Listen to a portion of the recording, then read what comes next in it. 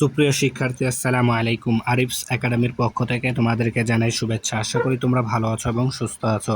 তো আজকে আমি তোমাদের গণিত বইয়ের পৃষ্ঠা নম্বর 102 এর যতগুলো অঙ্ক আছে সবগুলো সমাধান করে দিব, ঠিক আছে?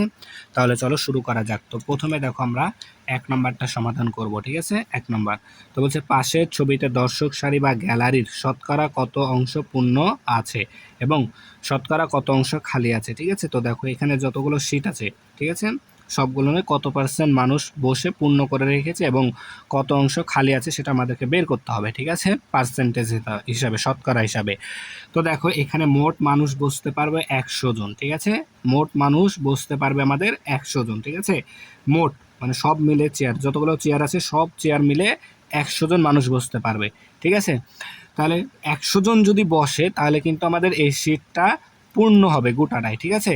তো এখানে দেখো খালি চেয়ারও আছে কিন্তু আমাদের এখানে গোটাটাতে কি সব চেয়ারে কিন্তু মানুষ নাই। তাই আমাদের এখানে দুইটা প্রশ্ন করেছে, একটা পূর্ণ আর একটা খালি।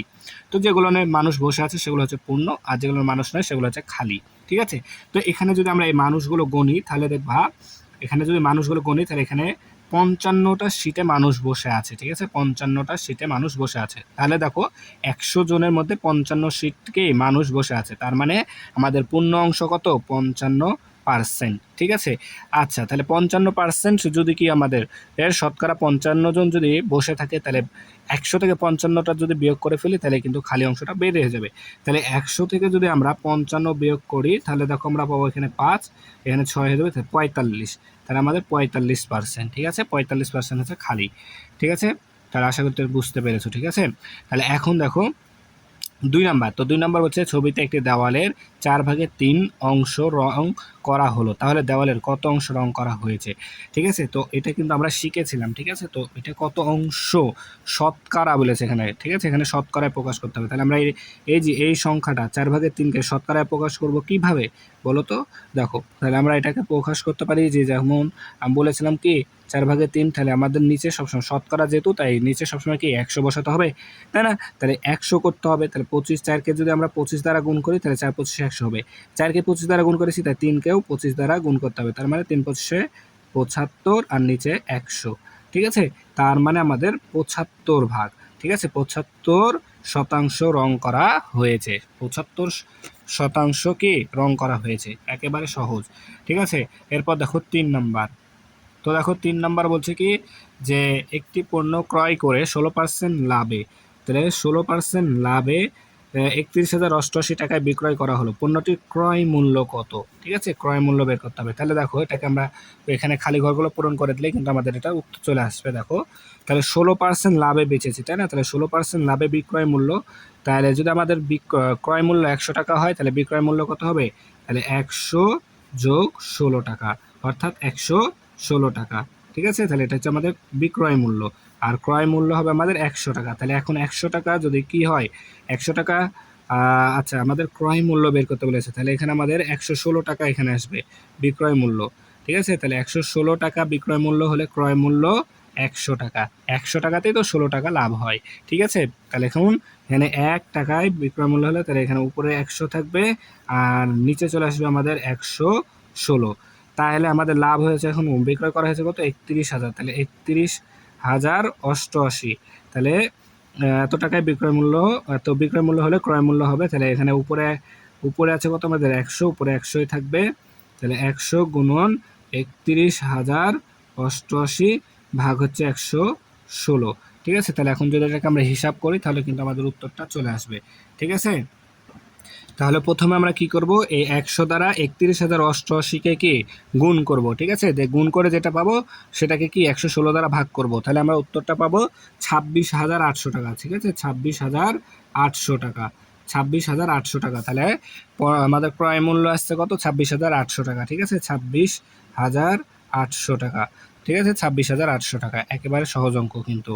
তারপরে দেখো 4 নাম্বারটা। 4 নাম্বার বলছে কোনো বিদ্যালয়ের মোট 450 জন শিক্ষার্থীর 48% ছাত্র, ওই বিদ্যালয়ে মোট কতজন ছাত্র আছে? ঠিক আছে, তাহলে দেখো 450 জন আমাদের আছে শিক্ষার্থী, এর মধ্যে 48% হচ্ছে ছাত্র, অর্থাৎ 100 জনের মধ্যে 48 জন আমাদের কি ছাত্র, তাই না? তাহলে দেখো এখানে আমরা 48% সমান হলো কি 48/100, তাই না? এটা কিন্তু আমরা জানি কিন্তু ওটা, ঠিক আছে। তাহলে 100/48, অর্থাৎ 100 জন ছাত্রছাত্রীর মধ্যে 48 জন হচ্ছে ছাত্র। তাহলে এখন দেখো, তাহলে আমরা 450, তাহলে 450 জনে কতজন থাকবে?